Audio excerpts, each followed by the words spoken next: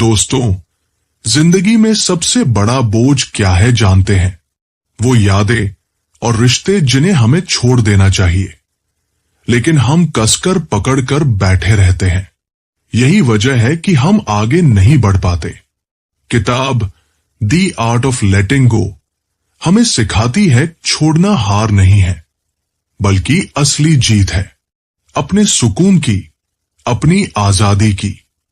तो आइए जानते हैं कैसे छोड़ने की ये कला हमारी जिंदगी बदल सकती है। तो चलिए शुरू करते हैं। पहली बात, क्यों मुश्किल है छोड़ना? दोस्तों, क्या आपने गौर किया है कि इंसान हमेशा पकड़कर रखने की कोशिश करता है?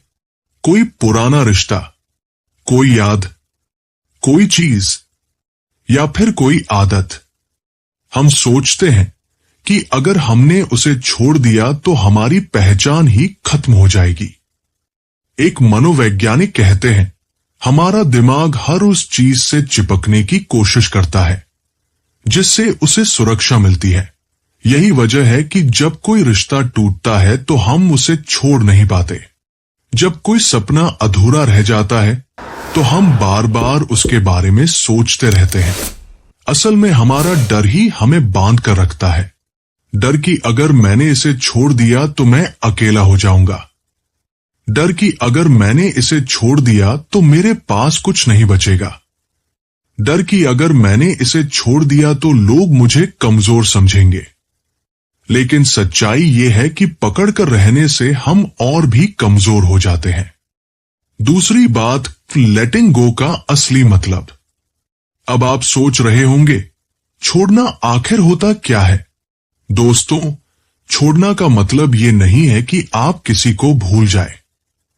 छोड़ना का मतलब ये भी नहीं है कि आप हार मान गए, बल्कि छोड़ना का मतलब है उस बोझ को उतार देना जो आपको थका रहा है, उस दर्द को छोड़ देना जो आपकी मुस्कान छीन रहा है, और उस अतीत को अलविदा कहना जो आपका वर्तमान बर्बाद कर रहा है। जैसा कि किताब कहती है, letting go is not losing, it is winning your peace. यानी छोड़ना हारना नहीं है, बल्कि ये जीत है अपने सुकून की, अपनी शांति की। तीसरी बात, अगर न छोड़े तो क्या होगा? जरा सोचिए, अगर हम पुरानी बातों को छोड़ न पाए तो क्या होता है? हमारा दिमाग हमेशा तनाव में रहता है। हम हर छोटे छोटे मुद्दों पर गुस्सा करने लगते हैं। हमारी नींद खराब हो जाती है, हमारे रिश्ते बिगड़ने लगते हैं, और धीरे धीरे हम खुद को खोने लगते हैं। एक रिसर्च के मुताबिक जो लोग पुराना गुस्सा और दुख पकड़ कर रखते हैं, उन्हें डिप्रेशन और एंजाइटी का खतरा 60% ज्यादा होता है।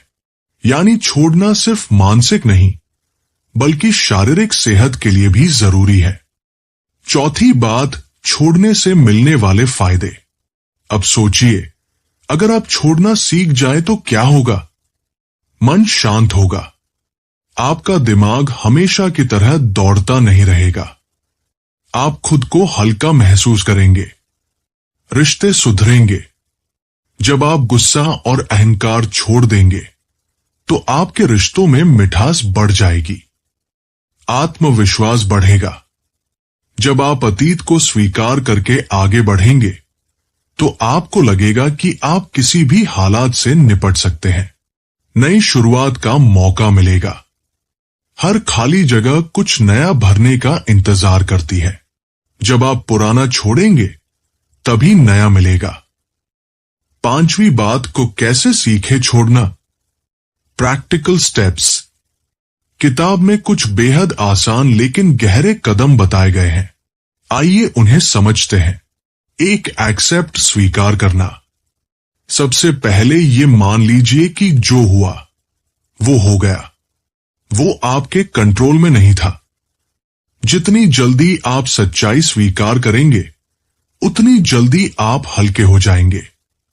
2, फॉरगिव, माफ करना। किसी ने आपको धोखा दिया, किसी ने आपकी मेहनत पर पानी फेर दिया। ठीक है, वो गलत थे, लेकिन अगर आप उन्हें माफ नहीं करेंगे तो सबसे ज्यादा नुकसान आपको होगा। फॉरगिवनेस का मतलब है खुद को आजाद करना। 3 लाइव इन प्रेजेंट, वर्तमान में जीना। अतीत जा चुका है, भविष्य अभी आया नहीं है। असल जिंदगी तो सिर्फ आज है। मेडिटेशन, डीप ब्रीदिंग और माइंडफुलनेस आपकी मदद कर सकते हैं। 4, डिक्लटर और फालतू चीजें हटाना। सिर्फ दिमाग से ही नहीं, घर से भी। पुरानी बेकार चीजें, पुराने कपड़े, पुराने मैसेज सब हटा दीजिए। ये बाहर की सफाई आपके भीतर की सफाई भी कर देती है। 5, जर्नलिंग, लिखना। अपने दिल का दर्द, अपनी बातें, अपना गुस्सा सब लिख डालिए। कागज आपका सबसे अच्छा दोस्त है। 6, ग्रैटिट्यूड, शुक्रगुजार रहना। जो चीजें आपके पास है उनके लिए आभारी रहिए। ग्रैटिट्यूड से मन में शांति आती है। 7, न्यू पर्पस, नया मकसद। जब आप पुराना छोड़ते हैं तो एक खालीपन आता है, लेकिन यही खालीपन नया सपना बनाने का मौका देता है। नया लक्ष्य बनाइए, नया मकसद तय कीजिए। 6ठी बात तो कहानियां जो सिखाती है छोड़ना। कहानी 1, हाथी और रस्सी। एक छोटे हाथी को रस्सी से बांध दिया गया। वो कोशिश करता लेकिन रस्सी तोड़ नहीं पाता।